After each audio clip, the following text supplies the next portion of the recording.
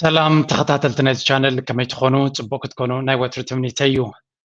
ሎሚ ብዛዕባ ፖለቲካዊ ኣካይዳ ናይ ኤውሮፓን ኣሜሪካን ክንርኢ ኢና መቸም ኣብ ዝሓለፈ ሰዓታት ኣብ ዝተገበረ ዲቤት ፕሬሲደንሻል ዲቤት ወይ ከዓ ክትዕ ኣብ መንጎ ክልተ መራሕቲ ንመርሕነት ኣሜሪካ ዝወዳደሩ ዘለዉ ዶናልድ ትራምፕ ከምኡ ድማ ጆ ባይደን ክልቲኦም ንመጀመርያ ግዜ ኣብ ዲቤት ተራኺቦም ኣለዉ ኦሬዲ ኣብ ዕድሜኦም ኣብ ገጾም ክትሪኦም ከለካ ክልቲኦም ደመሳስሎም ኣለዎ ክልቲኦም ኣዝዮም ብዕድመ ዝደፉ እዮም ብዕድመ ምድፋእ ግን ንማንም ሰብ ዘጋጥሞ ዕጫ ፍሉይ ነገር ኣይኮነን እቲ ሕቶ ኩሉ ግዜ ዝመፅእ ሃው ካም ናይ ኣሜሪካስ ከመይ ጌራ እያ ካብዚ ኩሉ ህዝባ እዚኦም ጥራይ ክኾኑ ክኢሎም ምርጫ ዝብል ሓደ ካብቲ ዘገርም ኮይኑ ዘሎ እዩ በቲ ኮይኑ በቲ ህዝቢ ኣሜሪካ ኣብኦም ወዲቖም ኣለዎ ፋይን እዚ ውድድር እዚ መን ብቅዓት ኣለዎ ካብ ክልቲኦም ንላዕሊ መን ዝያዳ ንሃገር ከገልግል ይኸውን ወይ እውን ነቲ ህዝቢ ክመርሕ ብቅዓት ዘለዎ ንምልላይ ነቲ ህዝቢ ንምርኣይ እዩ ዘገርም ሲኤንኤን እዮም ሆስት ገይሮሞ ነይሮም ነዚ ነቲ ፕሬዚደንሻል ዲቤት ከም ናቶም ዩቱብ ቪድዮ ገይሮም ወሲዶም እቲ ህዝቢ ክሳተፈሉ ከም ዘይክእል ገይሮሞ ጋዜጠኛታት መፅኦም ክሳተፉ ከም ዘይክእሉ ገይሮሞ እዚ መዓት ኣዛረብ ነይሩ ወረ ክስ ከማን ተመስሪትሎም ኣሎ እዚ ሃገር ኣይኩልና ዶ እቶም ፕሬዚደንት እኮ ንሲኤንኤን ኣይኮኑን ክኾኑ ንሃገር እዮም ክኾኑ ስለዚ ነፍሲ ወከፍ ኣሜሪካዊ ክሪኦ ዕድል ክህልዎ ኣለዎ ንመጀመርያ ከዓ ይገብሩ ስለ ዘለዉ ሲ ናይ ብሓቂ በቃ እቲ ካምፓኒ ነቲ ዲቤት ከም ናቱ ኢንተሌክቹዋል ፕሮፐርቲ ገይሩ በቲ ንሶም ዝደለይዎ ጥራይ ክወስድዎ ሓሲቦም ስለዚ ብዙሕ ኣዛረበ ኮይኑ ነይሩ እዚ እውን ልዕሊ ኩሉ ሕጂ እንታይ ክንርኢ ኢና ነዊሕ እንዲ ዲቤት ዋላ ሓንቲ ዝጭበጥን ዝተሓዝን እውን የብሉን ግን ድሕሪ እቲ ምርጫ እንታይ ዓይነት ስእሊ ገዲፎም ክልቲኦም እቲ ሚድያ እንታይ ዓይነት ትዕዝብቲ ሂቦም ኣሎ ጆ ባይደን ድማ ናይ ብሓቂ ሕማቅ ከም ዝወዓለ ሕማቅ ፐርፎርማንስ ወይ ከዓ እቲ ዝገበሩ ዲቤት ወይ ክትዕ ናይ ብሓቂ ክሳዕ ክንደይ ፀገም ከም ዘለዎ ዘፍለጠሉ ኩነታት እዩ ልክ ኤውሮፓ ከምኦም ልክ ኣሜሪካ ኣብ ዲቤት ከለዉ ንሳቶም ድማ መራሕቶም ይመርፁ ነይሮም እንታይ ዓይነት መራሕቲ መሪፆም እንታይ ከይበሃላሉ መራሕቲ ኤውሮፓ እንታይ ይብልሎ ብዛዕባኡ ድማ ክንርኢና ኩሉ ዝተደሚሩ ድማ ኣብ ዩክሬን ዘሎ ኩነታት ናበይ ክኸይድ ይኽእል ዜለንስኪ ዝበሉ ሓደ ኣገዳሲ ሓቂ ድማ ክንርኢና ላይ ግበሩ ሰፖርት ግበሩ ብሳይኪዱ መጀመርያ እስኪ ነዚ ንስማዕ ቅድሚ ከም መእተው ክኾነና ዝኽእል ነዚያ እስኪ ስምዑ prompting Donald Trump to seize on the error, saying that Joe Biden has beaten Medicare to death and is destroying Medicare. What I'm going to do is fix the tax system. For example, we have 1,000 trillionaires in America. I mean, billionaires in America. And what's happening?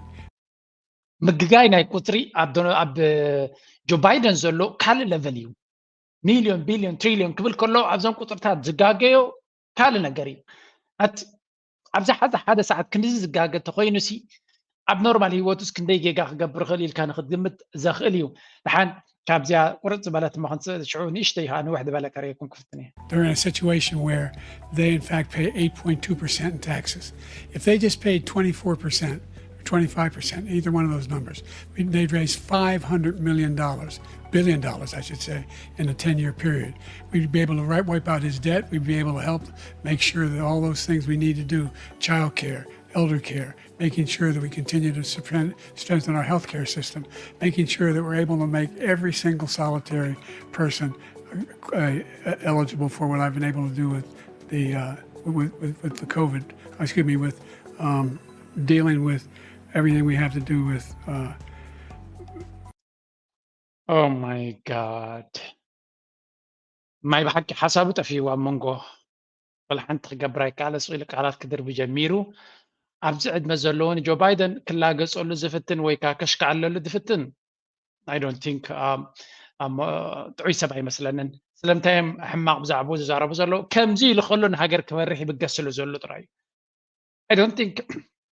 ጆ ባይደን ክሳዕ ክንዱ ድሌት ናይ ስልጣን ዘሎ ኮይኑ ይስማዓኒ ኣነ ይፈልጦን እየ ግን ብድሕሪት ደፊኦም እዮም ናብዚ ዝእትውዎ ዘለዉ ጠቕላላ ኣብ ሓሳቡ ጠጠው ኢልዎ ድሓን ጋዜጠኛ ከመይ ገይሩ ከትሕኖ ክፍትን ይረአዩ Look, if we finally beat Medicare. Thank you, President Biden. President Trump? Well, he's right. He did beat Medicare. He beat it to death, and he's destroying Medicare. So, ከምዚ ንሪኦ ዘለና ናይ ብሓቂ ጆ ባይደን ብዙሕ ግዜ እንደ ካቨሬጅ ናቱ ምፅአልኩም በካይዱ በቃወሙ በተሓሳስቡ ብዘረቡ ብዙሕ ነገር ናይ እርጋን ምልክት ከም ዘለዎ እርጋን ድማ ንኩሉ ሰብ ዝፅበዮ ዘሎ ዕጫ እዩ ናንዑ ጥራይ ኣይኮነን ግን ኣብ ከምዚ ደረጃ ከለኻስ ንሃገር ሙሉእ እሞኻ ኣብ ሓደገኛ መድረክ ዘለና ኣሎ ዓለም ሳልሳይ ኩናት ዓለም ይጅምር ዳ ይጅምርን ኣብ ከመይ ኩነታት ንህሉ ንብሎ ከምዚ ዓይነት መራሒ ናይ ብሓቂ ዝሕዝነካ እንታይ እዩ ጅቲ ጆ ባይደን ከምዚ ኢሉ ከሎ እቶም ብድሕሪ መጋረጃ ግብረእከይ ዝኾኑ ንሶም እዮም ነቲ ሃገር ዘመሓድርዋ ዘለዉ ሳቶም ዝገብርዎ ዘለዉ ድማ ንሪኢ ኣለና ኩናት ግርግር ሽግር ፀገም ስለዚ እዚ ናይ ብሓቂ ንዴሞክራትስ ብፍላይ ነቶም ፓርቲናቱ ክሳዕ ክንደይ ልቦም ከም ሰበረም ክንርኢና ምናልባት ሓንቲ ብዚያ ክበኩም እየ እዚኣ ሪኣክሽን እዚኣ ረእይዋ ከተሰንበደኩም እያ ዋላ ኣብዚ እውን ሪኣክት እናገበርሉ እንዲም ድቕዲ ክልቲኦም ናይ ዕድመ ፀገም ከም ዘለዎም እዩ ዝንገር بعدما كلتهم يخصصيهم سلازي of course تي عدما دونالد ترامب قلع ايكون نبعلو عبيو but كابون ابو ابزناي لوم ديبيت he was really صبق prepared كوينو حنقول في تسناتو اب صبق درجه يزلو كاب كل دما at least ابزا مدرخ زيا ولا بخالو طبعا انت زي تقامه نزا عالمنا كابوق كتحنا زخل حدا نسيو كوينو تسمعك at least ناي وق ريكورد سلازي بلو جو بايدن تتمريصو كن اخيلنا يخ تبل تخل مهنياتو مزبي اوروبا زغبر زلو كريكم دارغانت كونتات اب كمي كبصح كم زخل ولا حنت ترجم يبلون باي ذا واي تو وايت هاوس The news came in the first few moments. President Biden spoke his first words in a very raspy voice, at times stumbling through early answers. 10 minutes in, he stopped flat on an answer, stopped short. The White House is now telling reporters that the president has a cold and has had a cold. I hadn't learned that until tonight.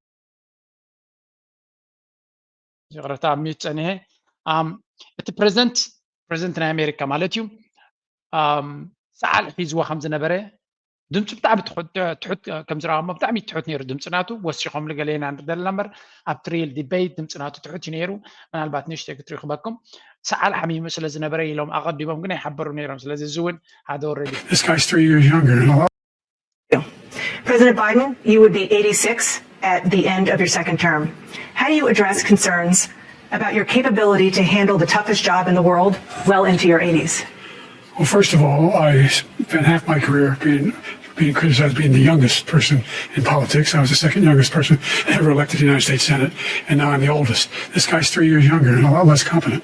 I think that just look at the record. Look at what I've done. Look how I've turned around the horrible situation he left me. As I said, 50 million new jobs, 800,000 manufacturing jobs, more investment in America, over billions of dollars in private investment in enterprises that we are growing. By the way, we brought an awful lot of people. Well, the whole idea of computer chips. We used to have 40% of the market. We invented those chips. And we እዚ ድምፂ እዚ ወሲኽና ኣለና ንሕና ንሓንስ ጌርና ኢና ምክንያቱ እቲ ድምፂ ትሕት ዝበለ ስለ ዝነበረ ብሓፈሻ ከም ንሪኦ ዘለና ናይ ኣሜሪካ ምርጫ እቲ ዲቤት ወላ ሓንቲ ዝጭበጥ ወይ ፍሉይ ናይ ፖሊሲ ነገር ክትሪኦ ኣይትኽእልኒ ኢኻ ክልቲኦም ሕልፍ ዝበለ ፅሊ ከም ዘሎ ምናልባት ናይ ዶናልድ ትራምፕ ዘረባ ከስማዓኩም ከመይ ተዛሪቡ ብዓብዩ Donald Trump ጽቡቕ ስለ ዝወፀ Well, I took 2 tests, cognitive tests. Thank you.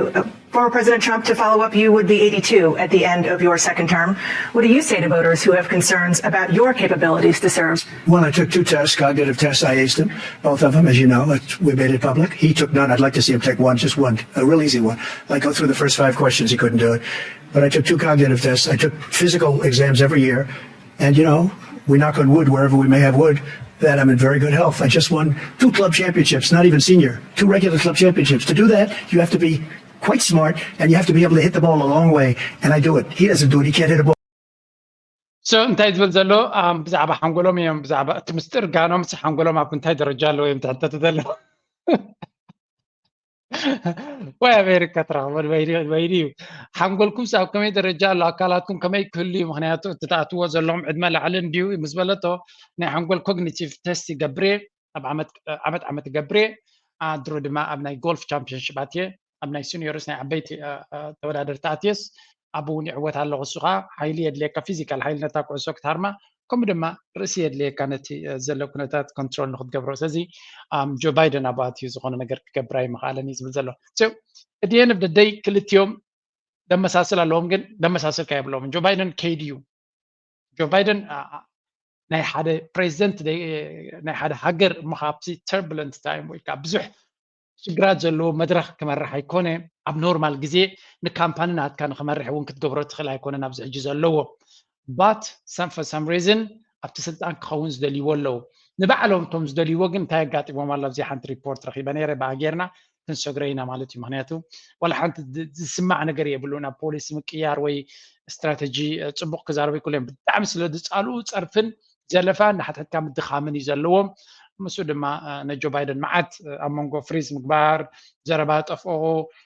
ቁፅሪ ጋጌ ዘረባ ይጋጌ መዓት እዩ ዘሎ ነቶም ዝፀልእዎ መዓት ኣርእስቲ ሂቦም ኣሎ መቐነይ ማለት እዩ Continues to come in from the left-wing media. I give you Kristen Welker on NBC moments ago. Watch.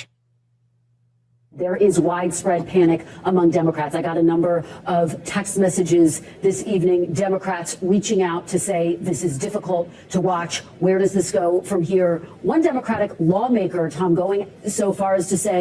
this race is effectively over. ዞም ትሪዎም ዘለኹም እዛ ትዛረብ ዘላ ኤንቢሲ ማለት ናይ ዲሞክራትስ ቤዝ ነትን ዲሞክራትስ ነቶም ሊበራልስ ናቶም ሚድያ እዩ ናይ ጆ ባይደን ወገን ሚድያ እዩ ድሕርዚ ዲቤት ዲሞክራትስ ራዕዳ እትይዎም ከም ዘሎ ምክንያቱ ብከምዚ ክቅፅሉ ከም ዘይክእሉ በዚያ እንተቐፂሉ እታ ምርጫ ተወዲኣ እያ ኢሎም ሓደ ካብቶም ዲሞክራትስ ኣብ ፖለቲከኛታት ካብቶም ሰነድ እዩ ካብቶም ሬፕሬዘንታቲቭ ኣብቲ ሃውስ ዘለዉ ኣባላት ናይቲ ባይት ማለት እዩ በዚ እንተቐፂልና በዛ ሕጂ ዝገበርናዮ ጥራይ ተወዲዩ እቲ ጌም ተሳዒርና ኢና ኖርማል ስዕረት ዘይኮነ ከዓ ሰፊሕ ስዕረት ከጋጥሞም ከም ዝኽእል ስለዚ እንታይ ክገብሩ ክእሉ ወርሒ 7 ኣቲና ኣለና ምርጫ ወርሒ 11 እዩ ስለዚ 4 ወርሒ ተሪፍዎም ዘሎ እንታይ ክገብሩ ይኽእሉ እንታይ ኦፕሽንስ ኣለዎም ኦልሞስት 3 ወርሒ ተሪፍዎም ዘሎ ምክንያቱ ጁላይ ኦገስት ሰፕተምበር ኦክቶበር 4 ወርሒ ኣለዎም 4 ምክንያቱ ኖቨምበር ኣቢሉ ስለ ዝኾነ 4 ወርሒ ኣለዎም ኣብዘን 4 ወርሒ እንታይ ክገብሩ ይኽእሉ እስከ ብዛዕቦ ክዛረብ እዮም እንታይ ክግበር ይኽእል Wow. Yeah. Think about that. It's over. We just heard NBC News with MSNBC say the race is over. It's done. Widespread panic, meetings amongst lawmakers, according to CBS News, about going to the White House to tell them he must step out. This cannot go on. This just dropping here in the Atlantic. A disaster for Joe Biden is the headline. There will be many more just like this. Go ahead, Eric. So does this feel, you and I have done this for the better part of 30 years, Megan, doesn't this feel like the media is telling the Democrat Party and the White House, guys, we can't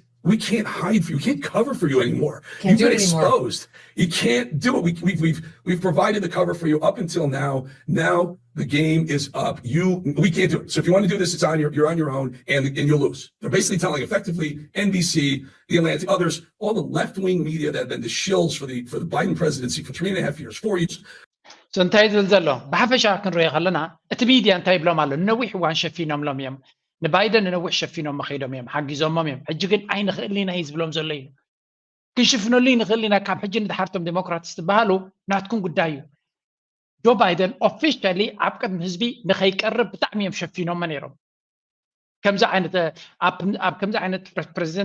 ፕሬዚደንሻል ኤሌክሽን ኣብ ዝሓለፈ ተሪኻዮም 2-3 ግዜ እዮም ዲቤት ዝገብሩ ነይሮም ባራክ ኦባማ ምስ ጆርጅ ቡሽ ዝነበረ ኣብቲ መጀመርያ ድሓር ድማ ባራክ ኦባማ ምስ who was the other candidate Mitt Romney ድማ ከመይ ዝበለ በቃ ካብ ወርሒ ድዩ ገለ ዲቤት ናገበሩ ብጣዕሚ እዮም ዝቃተሉ ነይሮም እዚኦም ሰባት እዚኣቶም ግን ባይደን ንክሓቡ ክብሉ ዝኾነ ዲቤት ኣይገበሮም ባይ ዘ ወይ ሳልሳይ ተወዳዳሪ ኣሎ RF ኬት ወይ ከዓ ሮበርት ኤፍ ኬነዲ ንዑ ዓድሞን ምክንያቱ ኣብዚ እንተመፅዩ ሰብ ክፈልጦ ክመርፆ ኢሎም ንዑ ሳልሳይ ፕሬዚደንሻል ካንዲዴት ከሎ ኣይዓድምዎን ክሳዕ ክንደይ ኣብቲ ኣሜሪካ ዝግበር ዲሞክራሲ ዝበሃል ናይ ብሓቂ ዝሕዝን ሳልሳይ ተወዳደሪ ራብዓይ ተወዳደሩ ኣለዎም ነቶም ካልኦት ግን ኣይዓድምዎምን ስለምንታይ ሰብ ከይፈልጦም ሰብ ተፈሊጦም ገንዘብ ስለ ዘይብሎም ካምፓኒታት ስለ ዘይደግፍዎም ኣብ ቅድሚት ንኸይመፁ እዚ እቲ ናይ ኣሜሪካ ኣብ ዓለም ዝበለፀ ዲሞክራሲ ኢሎም ክእምኑ ካ ዝፍትኑ I mean, it's hard to get past the obvious, which was this very weak voice from President Biden. At times he had looks of confusion. He was looking down, times where he looked vacant while President Trump was speaking. And as you mentioned, Brett, there was sort of a bit of a freeze around 12 minutes into this. I mean, this is a problem. This is an issue that either they're going to try to talk their way out of about the cold thing, or they're going to ask the question of whether or not the bar of a strong performance tonight was met, because that is what was talked about. So anyway, focus مفتتهم رخيبهم مغنى يوم رخيبهم ني دونالد ترامب ني جو بايدن بتعيو خلون دكتور تسقبوهم حجر ما officially تمام بيلا زخونة أما كات عن مقعششن رخيبهم جو بايدن جن I think already جينا 4 عامات كيم محضر خلو أكم زي كليز نجرام زلوا بحيليهم أبزي توازلهم بر هذا سبب أكم درجة وريدو خلو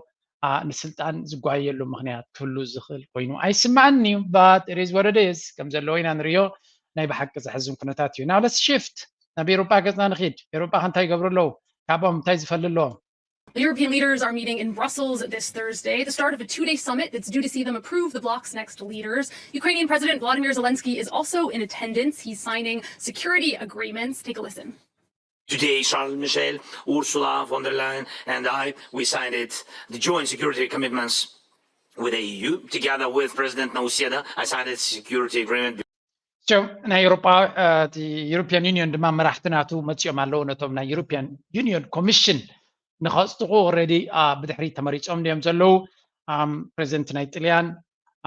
ፕራይም ሚኒስተር ናይ ጣልያን ጆርጂያ ሜሎኒ ሕጉስቲ ከም ዘይኮነት በቲ ተገበረ ፕሮሰስ ከምኡ ድማ ልክዕ ከምኣ ኣብቲ ስልጣን ዝተዓወተ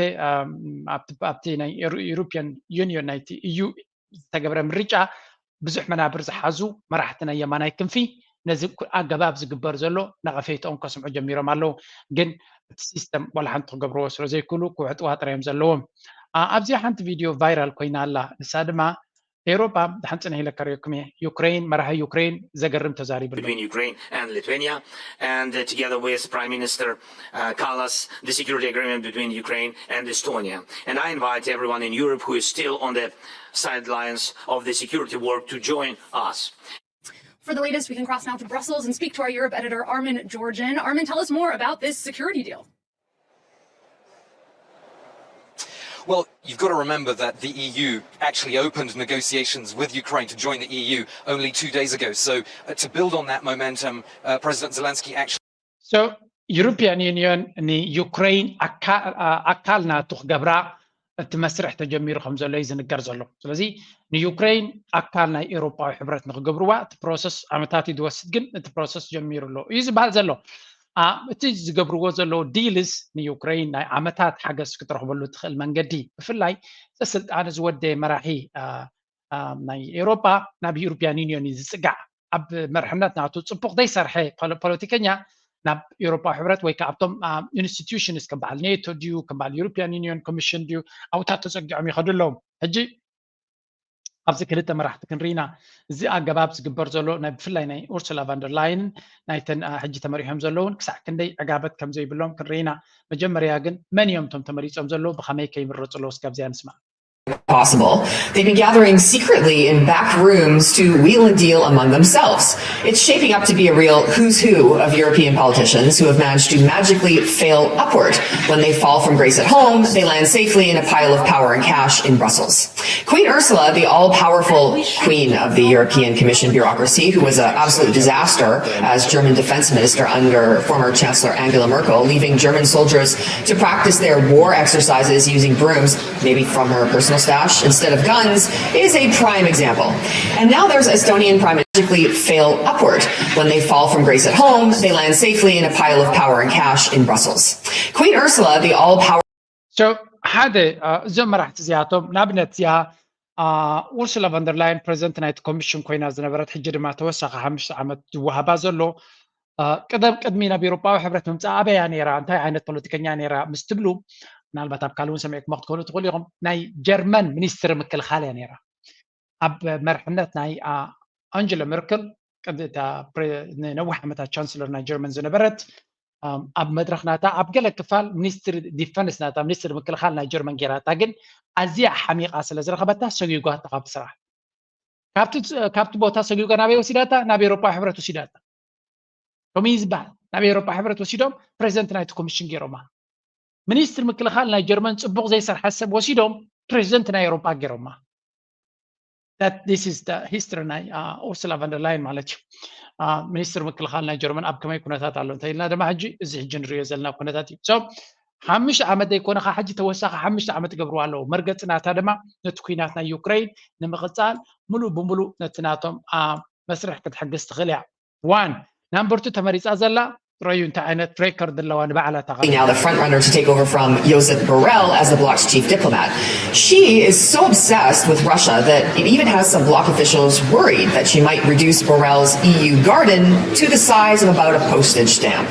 I see the logic of giving an Eastern European a top job, but we need someone who talks also about Africa or South America and not just about Russia. So diplomats to politico ስለዚ ገለ ፖለቲከኛታት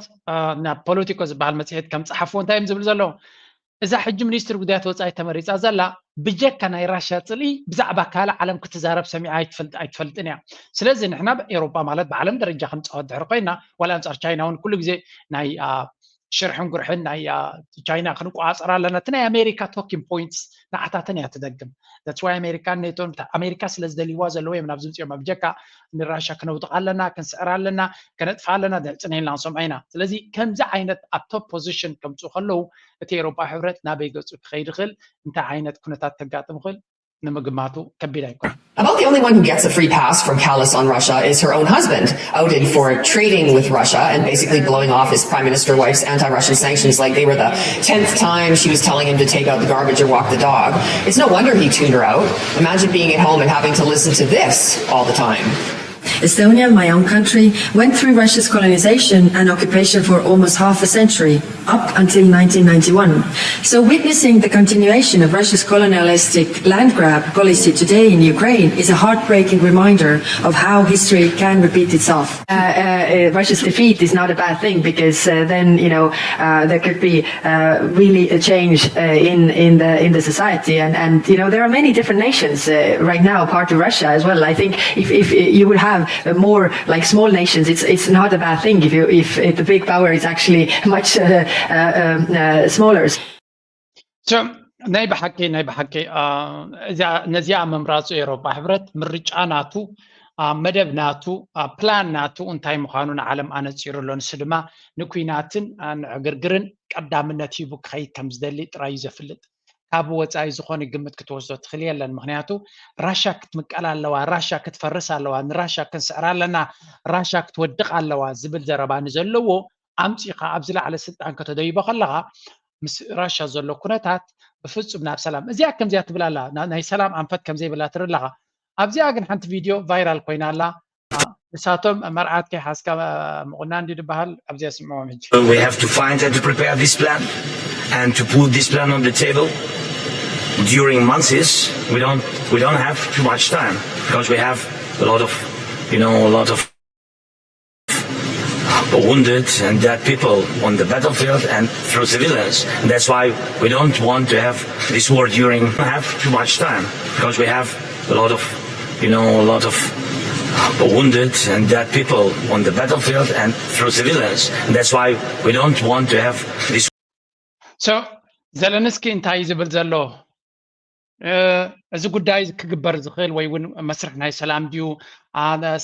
ዘተ ሰላም ድዩ ካልእ ኩሉ ነገር ብዝቃልጠፈ ክንገብሮ ክንክእል ኣለና ምክንያቱ ግዜ የብልና ንሳቶም ናይ ዓመታት ናይ 10 ዓመታት ናይ 10 ናይ 6 ዓመታት ናይ 8 ዓመታት ፕላን የውፅሉ እሱ ግን ብዙሓት ሞታትን ቁሱላትን ስለ ዘለና ህዝብና ብዙሕ ግዜ የብልና ንተግበር ዝኽእል ብዝቃልጠፈ ክግበር ክኽእል ኣለዎ ስለዚ ዩክሬን ንባዕላ ኣብ ጽቡቕ ስለ ዘየላ እቲ ክግበር ዝኽእል ብዝቃልጠፈ ክግበር ክኽእል ኣለዎ ዝብል ዘሎ ነቲ ወታደራዊ ኩነታት ብቐረባ ዝከታተልዎ ዘለዉ ብርቱዕ ዝኾነ ፀገም የጋጥም ከም ዘለዎን ኣብ ዩክሬን ብዙሕ ሰብ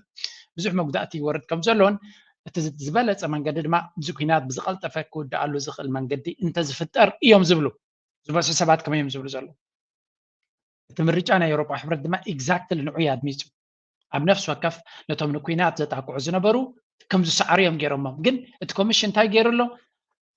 ጥውይ ኣቢሉ ነቲ ጉዳይ ንመን መሪፁ ነቶም ንኩናት ከቐፅልዎ ዝደልዩ ዘለዉ ኩነታት ኣብ ኣሜሪካ ድማ ሕጂ ጆ ባይደን ነቲ ኩናት ክቕፅል ዝደሊ ዘሎን ቢልዮናት ንዩክሬን ከም ዝደሊ ዘሎን እዩ ንሱ ክምለሶም ዝገብርዎ ዘለዉ ዋላ ብወግዒ ኩሉ ሰብ ዝርዮ ፀገማት እናተረኣየ ከሎ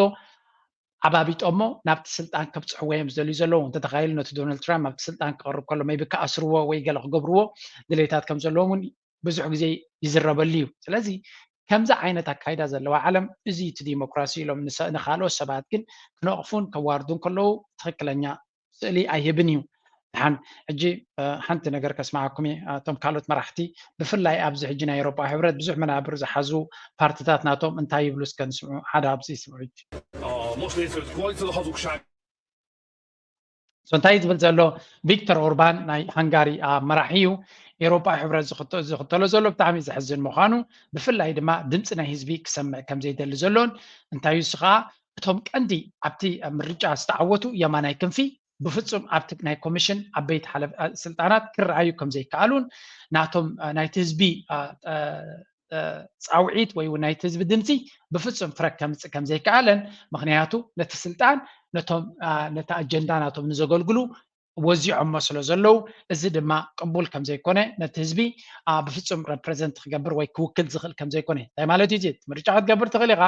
ሰባት ከተምፅእ ትኽእል ኢኻ ነቲ ኣገዳሲ ስልጣን ግን ንሕና እንደልዮ ሰብ እዮም ዝሕዝዎ እንብል እዚ እዛ ናይ ኤስቶንያ መራሒት ምናልባት ኣብ ዓዳ ክሳዕ ክንደይ ተፀላእነት ኣጋጢምዋ ኣሎ ኣብ ካልእ ግዜ ከምፃልኩም እየ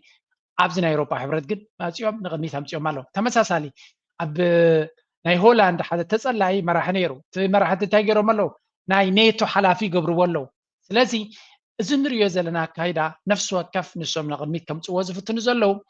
ነቲ ናቶም ኣጀንዳ ድማ እቲ ኩናት ክቅፅል ኣለዎ ስለምንታይ መን ይስዕር መን ይሰዓር ኣይኮነን ኩናት ክነዊሕ ከሎ ኣፅዋር ብዙሕ ይሽየጥ ኣፅዋር ክሸይጥ ኮይንካ ኩናት ክህሉ ክኽእል ኣሎ ኩናት ክህሉ ኣለዎ ጎኑ ድማ ስግኣት ናይ ኩናት ክህሉ ስለዚ ኩናት ማለት ድማ ብፍላይ ናይ ዩክሬን ኩናት ናይ ብሓቂ ብዙሕ መክሰብ ንካምፓኒታት ናይ ኣሜሪካ ዝፈጠረ እዩ ቢልዮንስ ኢና ንዛረብ ዘለና ምክንያቱ በቲ ደረጃ ኣፅዋራ ዝዓንዎ ዘለዎን ዝቃፀሎ ዘለዎን ተሪኢኻ ነፍሲ ወከፍ ኣፅዋር ክትካእ ክኽእል ኣለዎ ነዚ ክትክእ ኮይንካ ድማ ዋጋታት ናይ ኣፅዋር ድማ ብሰንኪ ኢንፍሌሽን እዮም ዝብልዎ ዘለዉ ሬከርድ ለቨል ወሲኹ ዘሎ እቲ ዋጋ ስለዚ ኩሉ ደሚርካ ተሪኢኻዮ it's a good business ብጣዕሚ ፅቡቅ ቢዝነስ ስለ ዝኾነ ፅቡቅ ቢዝነስ ድማ ቀፃልነት ክህልዎ ኢኻ ትደሊ እቶም ብድሕሪ መጋረጃ ዘለዉ ድማ እቲ ኩናት ከም ዝቕፅል ብምግባር ረብሖም ከውሕሱ እዮም ዝፍትኑ ዘለዉ ሓንቲ ቪድዮ ክበክም እየ ድሕሪኡ ናብቲ ናይ ካልእ ኣርእስቲ ክቕይር ክፍትን እየ መጀመርያ ግን መቐየሪ ክትኮነና ሓንቲ ኣርእስቲ ክበክም እየ ምናልባት ምስ ድሕሪ ኢለ እንዲያ ክገብራ ሓሲበ ፀኒሐ ግን እዛ ቪድዮ እዚኣ ክበክም እየ እስከ እንታይ ስምዕዋ ነፍሲ ወከፍና ድማ ክጠቕመና ትኽእል ኣርእስቲ እያ Shift our focus to the financial journey of WikiLeaks and its controversial founder, Julian Assange. From being blacklisted by major payment processors to amassing $244 million in Bitcoin donations, WikiLeaks has... WikiLeaks ወይ ድማ ጁሊያን ኣሳንጅ ድሕሪ ናይ ልዕሊ 10 ዓመታት ማእሰርትን ምክልባትን እንታይ ስለ ዝገበረ ናይ ኣሜሪካ ስለያዊ ሓበሬታ ሓቂ ግን ኣሜሪካ ትገብሮ ክፉእ ንዓለምና ስለ ደፍለተ ዝበዝሐ ክፋል ናይቲ ናቱ ምስጢር ብዛዕባ ኣፍሪቃ እዩ ነይሩ ኣብ ኣፍሪቃ ክንደይ ስርቅን ክሳዕ ክንደይ ብልሽውና ከም ዘሎን ከመይ ገይሮም ነቶም መራሕቲ ናይ ኣፍሪቃ ኤምባሲታት ናይ ኣሜሪካ ናይ ምዕራባዊ ዓለምን ከመይ ገይሮም ከም ዝምዝምዝዎም ዝጋለፅ ብዙሕ ሓበሬታ ይውፅዩ ኢሉ ኩሉ ግን ወላ ሰራዊት ናይ ኣሜሪካ ብኢራቅ ንሲቪላውያን ክቐትል ከሎ ብሄሊኮፕተር ዘርኢ ቪድዮ ዘርጊሑ ካልእ ናይ ኣሜሪካ ጉዳን ጉድጉዳን ብዙሕ እንደገ ውፅዩ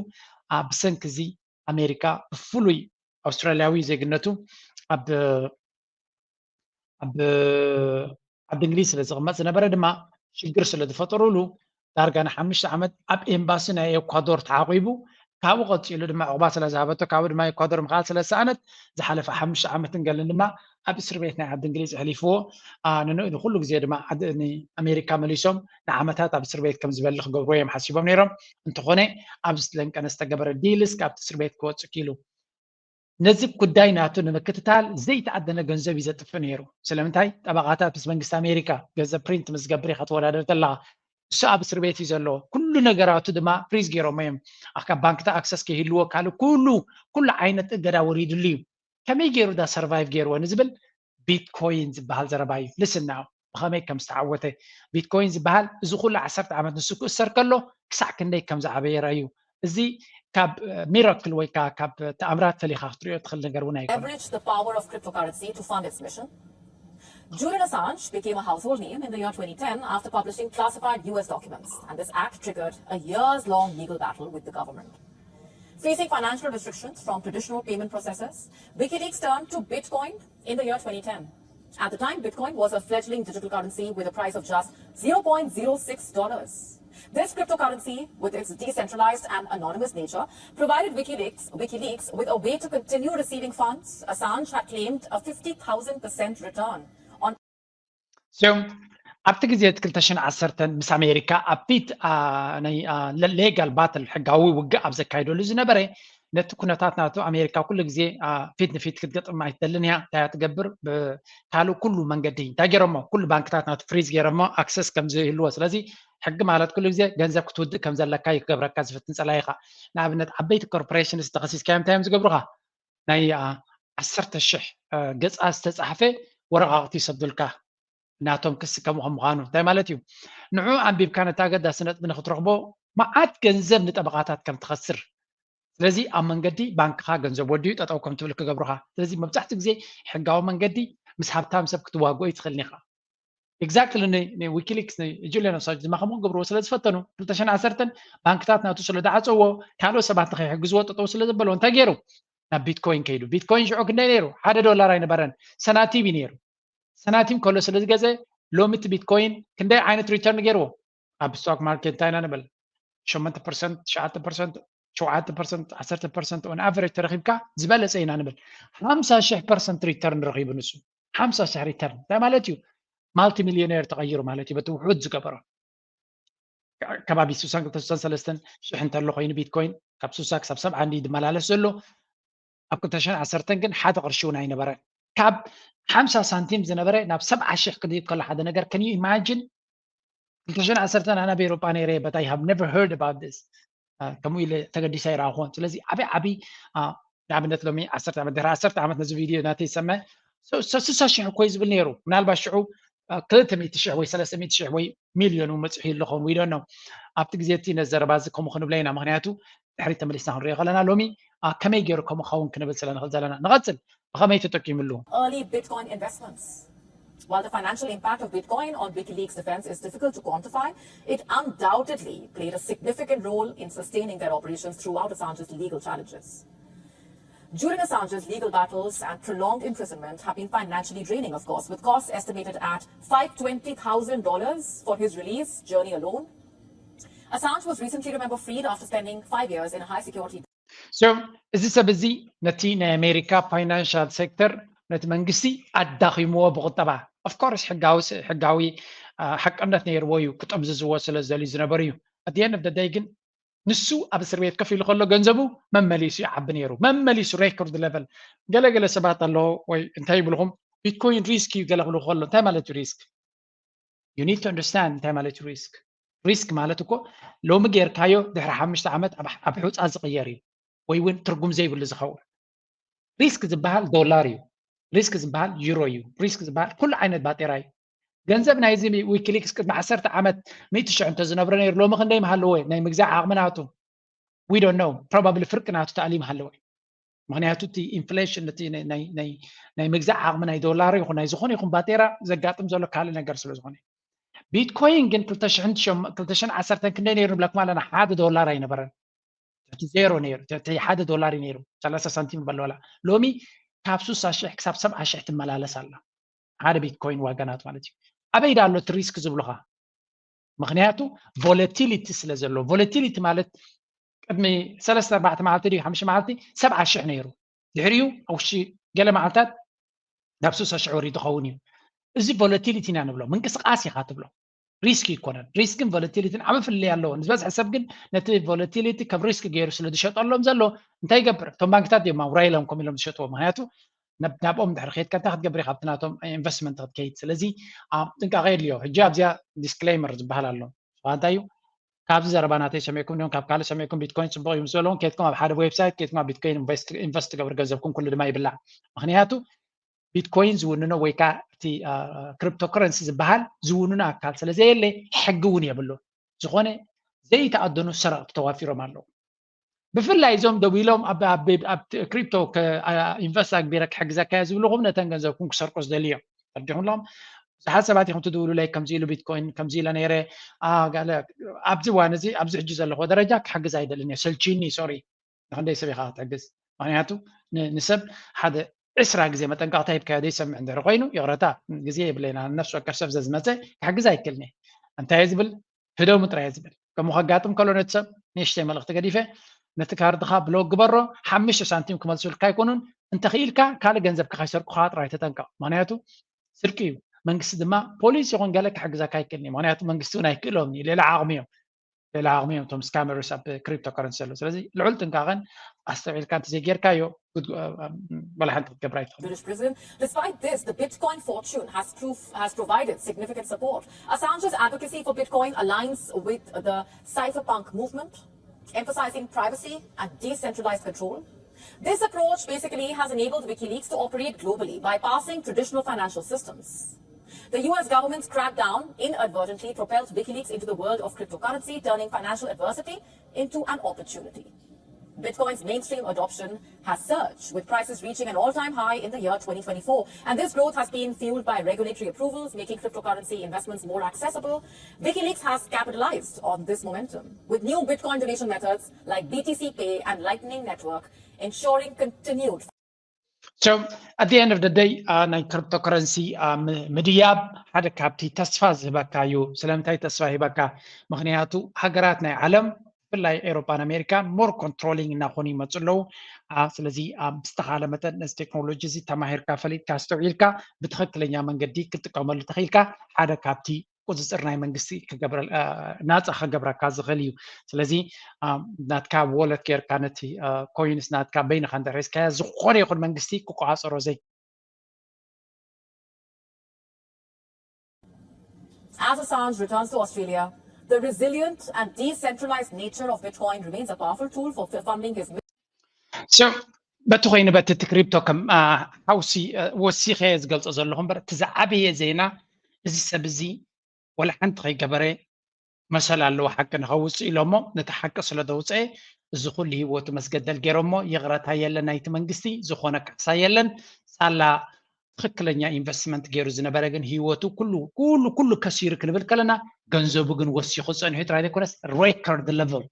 ወላቶም ዝሕግዝዎ ዝነበሩ ስማርት ስለ ዝነበሩ ብምንታይ ሕግዝዎ ነይሮም ብቢትኮይን ገይሮም ዶኔሽን ሲቦሞ እቲ ዝሃብዎ ድማ እቲ ዝሓበየ ምርቓ ድማ ገንዘብካ ንስኻ ደቂስካ ካለኻ ንስኻ ተኣሲርካ ካለኻ ንሰማይ ደይቡ ክፀንሓካ ከሎ ካብዚ ዝበልፅ ፀጋ ክህሉ ኣይክእልን እዩ። ስለዚ ነፍሲ ወከፍ ሰብ ኣስተውዒሉ ፈሊጡ መፅናዕቲ ገይሩ ጆርጆ ኢልዎ ዘይኮነስ መፅናዕቲ ገይሩ ስጉምቲ ክወስድ ክኽእል ኣለዎ። ስለምንታይ እቲ ገንዘብካ ሓንሳባዊ ምሳተወ ብፍላይ ነዊሕ ታይም ሆራይዞን ድሕሪትካዮ ኣብነት ክብለኩም ኣለኹ 2010 ከም ገለ ኢሉ ተጋጊዩ ወይ እውን ከም ገለ ኢሎ እሞ ሽሕ ዝደርበየ ሎሚ ኣሽሓት ይኸሲቡ ዘሎ ማለት እዩ። ኣብዚ ሕጂ እዋን ድማ ድሕሪ 10 ዓመት ከመይ ክኸውን እዩ? ምክንያቱ መጠን እቲ ዶላር ዝወጥቀሉ ዘሎ መጠን እቲ ኣሜሪካ ሓደገኛ መንገዲ ዝኸደሉ ዘላ መጠን እቲ ጂኦፖለቲክስ ናበርትዕ ዝኸደሉ ዘሎ እዚ ዲሰንትራላይዝድ ብፍላይ ከም በዓል ቢትኮይን ተደላይነት ናቶም ንላዕሊ ክኸይድ እዩ። ከም በዓል ወርቂ ተደላይነት ናቶም እናወሰኸ ይኸይድ ኣሎ። ናይ ወርቂ ፀገም ግን ከም ዝብለኩም ኣዝዩ ወርቂ ብዙሕ እንተሒዝካ መንግስቲ ኣይውፅኣካ እዩ ናቱ እዩ መንግስቲ ወርቂ ይህግሮ እዩ። ምናልባት ዓብይ ሚሊዮነር ኮንካ ገለቲ ዘይኮንካ ብኤርፖርት ሒዝካ ክትወፅእ ኣይትኽእልን ኢኻ። ስለዚ ወርቂ ብዕቤት ናቱ ኩሉ ግዜ ቁፅፅር ኣሎ። ገንዘብ ኣብ ኢዶም እዩ። ገንዘብካ ኣይናትካ ንክጥፋእ ክብልካ ክእሉ እዮም። እዚ ገንዘብ ናትና ክብልካ ክእሉ እዮም። ንራሻ 300 ቢልዮን ገንዘብ ሒዞም ኣለዉ ኢልና ንኤርትራ ብዙሕ ገንዘብ ተታሒዘላ ከም ዘሎ ፍሉጥ እዩ። እንታይ ማለት እዩ? እቲ ገንዘብ ናትካ ኣይኮነ ተደልዮሞ ኣብ ኢዶም እዩ። ትንኳ ቤትካ ክኸውን ዝኽእል እዚ ክሪፕቶ ከረንሲ ዝበሃል ዘሎ በዓል ቢትኮይን እዩ። እዚ ኻ ፅቡቅ ጌርካ መፅናዕቲ ጌርካ ኣስተውዒልካ ተኸይድካ እምበር ከይፈለጥካ እንታእቲኻ ክትከስብ ዘይኮንካ ተን ገንዘብካ ክትከስረን ኢኻ። ምክንያቱ መዓት ስርቂ ስለ ዘላው ምስቲ ውዓል የድልዮ ሴኪሪቲ ናይ ቁሩብ ናይ ኢንተርኔት ኣፍልጦ የድልየካ ብቅዓት ጌርካ ጥራይካ ክትጥቀመሉ ትኽእል እንተኾነ ክግበር ዝኽእል ስለ ዝኾነ ድማ ኩልና ኣስተውዒልና ክንሪኦ ንዑ ዝጠቅም ኮርስ ኣለኒ ኣድላይነት ኣለዎ ተይልኩም ክታትውዎ ትኽእሉ ኢኹም። እተዘየለ ግን ብካል መንገዲ ናቱ መፅናዕቲ ጌርኩም እውን ክትገብርዎ ትኽእሉ። ከም ወትሩ ናብዚኣ ኣገዳሲት ቪድዮ ከስገረኩም ዝተፈላለዩ ካልኦት ሸጠፍ ምትላላት እናገበርካ ምስራሕ ባህሊ ናይ ባህሊ ፖለቲካ ሕጂ ቀፃሊ 30 ዓመታት ኣብዚ ዞባና ሃገር ብሃገር ከይድና እንተርእናዮ እቲ ዝገበርዎ ጌጋ ናይ ዓለም ባላንስ ብድልየታት ዘይኮነ ቻይና ኣውት ማኑቨር ያገራቶም ሩስያ እውን ኮንቴይን ዝገብርዎ ኣይከኣሉን። ኣብ ኤሮጳ ዘሎ ሕብረት እውን ከረጋግኡ ኣይከኣሉን። ስለዚ እቲ ኣጀንዳ ምስ ምኽታን ናይ ዝሑል ኩናት ድመፀ ኣይሰርሐን። እዚ እንታይ ፈጢሩ ጭንቀት ፍራስትሬሽን ቀፃሊ ፍራስትሬሽን እዚ ሕጂ መዓልቲ ኣብ ዝተፈላለየ ጥሩምባታት መናፍሕ ንሰምዖ ብሙሉኡ ዝገልፆ ነገር እንድሕር ኣሎ ውጥቀት ናይ እዞም ሰብ ፍሉይ ረብሓ ፖሊሲታት ኣብ ኩለን ከባቢታት ናይ ዓለም ዝርአ ካዛክስታን ከም ዝኾይኑ እንተኢሎም ካሎሚ ንዑ ትርአዮ ኣንብቦ ሳቶም ዝህብዎ መግለፂታትን ሳቶም ዘምፅኦ ኣገላልፃታትን ናይ ሩስያ ኮንቴይንመንት ገዲፎም ናይ ቻይና ኮንቴይንመንት ክግበር ኣለዎ። ናይ ቻይና ኮንቴይንመንት ብኸመይ كيدان تفتر هندي مس أستراليا مس جابان مس دول كوريا حدا تاعتهم أب إسيا باسيفيك شجر تفتر هونغ كونغ الله تايوان الله خلوت تفلالي قداتنا العالكاش شنجين حجي كما هروا يقولوا اليوم سلمتاي وقت صلي خمسة مسألة تصابوا بوليسيتا حيزم ضغط مسناتاتهم سايك تخيدي مسناتاتهم بهلين مسناتاتهم التحساسبا وغندق أمس روحاتهم تخيد التحساسبا أبزغ بابنا أوش 3 عامات فطروا تجمعات مودات يقولون أنا أجي من الوقت ترامب مسمسه تمارنا لنا ግን ኮንዶኾን ምናልባሽ ምሰምዑዶ ስለምንታይ ን80 ዓመታት ከምዚ ዝኣመሰለ ቆፃሊ ተፃብኦ ኣንጻር ኤርትራ ስለምንታይ ዝበሃል ገጅፍ ሰነድ ኣዳሊና ኢና ሰዲድናያ ክቕይሩ ክእሉ እዮም ወይ ድማ ኣካያይዶም ከመሓይሹ ክእሉ እዮም ዘይኮነስ ምናልባት 30 ዓመታት ዝተወጠነ ስትራቴጂ ናይ ዩኒፖላር ዝበሃል ስለዘይሰርሐ ኤርትራ ምስ ኣሜሪካ ኣይትፍትንን ወይ እውን ዝኾነ ይኹን ተበግሶ ዘይገብሩ ከይመስለና ብዙሓት ሰባት ኣለና ከምዚ መስለና ይፍትኑ እዮም ጥራይት ናይ ኣሜሪካ ፖሊሲ ክቕየር ዘይክእል ዝነበረ ማህሩ ኾኑ ምናልባሽ ተፃብኦ እውን ከጉድልዎ ክእሉ ኾኑ ብቐፃሊ ካብ ሕነሽ ናብ ባድመ ናብ ዶብ ጅቡቲ ናብ ቀፃሊ ተኣተሎ ኣእምሮ የለን ድዩ ኩልተይ ከመዛዝን ዝኽእል ሰብ የለን ድዩ هو ኣብ ትብሎ ዘለካ ኩሉ ክንሰማዕ ንኽእል ግን ንቅድሚት ንጠምት ኢሉ ትራምፕ ኣብቲ ዝመፃሉ ግዜ መጀመርያ ቀዳማይ ዓመቱ ማለት እዩ እቲ ሰነድ እንድሕሪት ተመሊስና ንሪኦ ነዚ ዝብሎ ዘለኹ ናይ 80 ዓመታት ምዕባለ ግዜ ሰዓት ብሰዓት ይገልፅ ናይ ኣሜሪካ ጉጉይ ወይ ዝንቡዕ ፖሊሲታት ብልሞ ኣብ ክንዲ ከም ናይ ርእሰ መሰል ወይ ናይ ልኡላውነትና ናይ ድሕነትና ጉዳይ ጥራይ ዘይኮነስ ኤንጌጅ ከዘይንገብረሉ ንዚ ኩሉ እናተፃውና ከለዉ ኤንጌጅ ዘይንገብር ኢና ሓደ ካብቲ ንኤንጌጅመንት ኢልና ተኸተልናዮ ፖሊሲ ነይሩ ግን ኣብዚ ሕጂ መፅኡ ዘሎ መመሊሱ እናኸፈ እዩ ዝኸይድ ዘሎ ከይድና እዚ ሕጂ ናይቲ ማለት ዝነበረ መርገፂኦም ተርኢናዮን መዓልቲ ንከታተሎ ዘለና እቲ ቃና ናይቲ እምሮ ኣብ ሓደ ዕሙት ኣመዛዚኑ ዘይርኢ ክሳሩ እውን ዘይግምግም ኣከያይዳ እዩ ስለምንታይ ኢልካ ብዙሕ ነገር ሓተት ትኽእል ሞጎት እውን ክትረኽበሉ ትኽእል ሎጂክ እውን የብሉን ንዓና እስከ ንእሽቶ ሓንቲ ሃገር ናይ ክንደይ ተኣትብለ እታይ ዘፃግም ኣለዎ ምስ ዓበይቲ ተጓሲጦም ትገብርዎ ዘለዉ ፈይል ትገብር ዘሎን ክመሃሩ ይኽእሉ እንዲኦም ኣብ ኤሮፓ ዘሎ ምዕባሌታት ኣንብብዎ እንዲኦም ኣብ ውሽጢ ኣሜሪካ ዘሎ ምዕባሌታት ንገዛ ኣርሱ የንብብዎ እንዲኦም ኣብ እስያ ዝኸይድ ዘሎ ምዕባሌታት ከንብብዎ ይኽእሉ እንዲኦም ሓንሳብ ምስ ተቐነየ እንኮ ቆፅራዊ ዩኒፖላር ስርዓት ክንፈጥር ኢና ንዓለም ብናይ ፅልዋ ዞባታት ከፋፊልና መልሕቃት ኮፍኮፍ ኣቢልና ክንእዝዛ ኢና ክነካይዶ ኢና ዝብል ኣተሓሳስባ ይኸይድ እዩ እዚ ሕጂ ውድቀት ፌይልየር መሊሱ ጭንቀት ኣምፅእ ካብ ሓደ ትፍትን ናብ ካልእ መመሊሱ እቲ ኩነታት ናይ ዓለም ነዚ ሕጂ ናይ ኣሜሪካ ዝበሃል ስርዓት ኣሜሪካ ናይ ስፔሻል ኢንተረስት ናይ ፍሉይ ሰብ ረብሓ ኢንተረስት መመሊሱ ጭንቀት እናፈጠረ ብድምር እንተሪኢኻዮ ካብ ግዜ ናብ ግዜ ዝመፀ መኻልፋትን ውድቀትን ንዓታቶም ኣብ ጭንቀት ስለዘብሎም ሪኣክቲቭ እዩ ናታቶም ኣከያይዳ ሪኣክቲቭ ከዓ ሕኒ ምፍዳይ መሊስካ ምውቃዕ ሳንክሽን ኣእምሮ ከምዚ ክሓስብ ይኽእል እዩ ከመዛዝን ኣይኽእል እንዲ ኢልካ ክትጫና ትኽእል ካብ መወዳእታ ግን ስለምንታይ እዩ ዝገብርዎ ዘለዉ እንድሒልካ ናባና ብፍላይ ናባና ጥራይ ተቐንዐ ኣይኮነን ናባና ተቐንዐ ጥራይ ተዝኸውን ካልእ ፍታሕ እውን ምትረኽበሉ ብኣጠቃላሊ ግን ኣብ ዓለም ዘለዎም ኣካይዳ ዝብሎ ዘለኹ ሕጂ እተን መንበብ ዝኾናና ሓደ ብሓደ ወላ ቁጠባዊ እንተርኢናዮ 10 ዓመት 20 ዓመት ድሕሪ ሕጂ ካልእ ነገር ኢና ክንርኢ ምክንያቱ ንሩስያ ኮንቴይን ገይሮም ክውድእዎ ኣይኮኑን በዚ ናይ ዎል ስትሪት ፖለቲካ ናቶም ብዶላር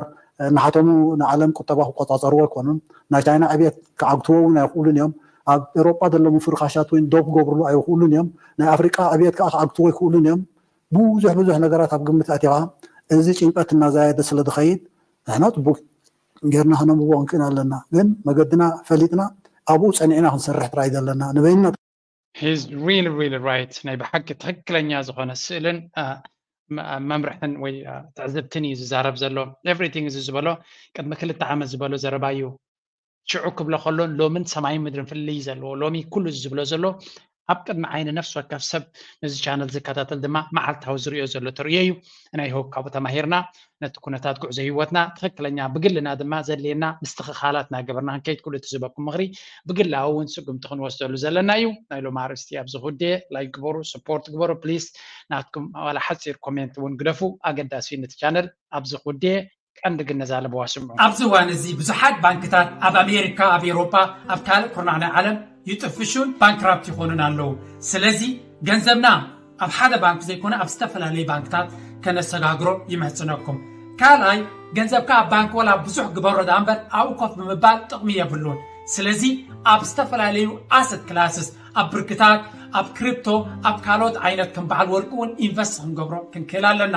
diversification ስለዘድልየና ሳልሳይ ድማ ቴክኖሎጂ እናተቀየረ ክኸይድ ከሎ ንሕና ማዕርዩ ክንስጉም ክንመሃርን ክንፈልጦን ክንብገስ ኣለና ብዙሕ ዕድላት ድማ ክኸፈቱ እዮም ንጥቀመሎም ንዑ ክሕግዝ ዝኽእል ኮርሳት ኣለና ፕሊዝ ተጠቐምሉ ውፅኢት ከምፃልኩም ድማ እዩ Thank you very much.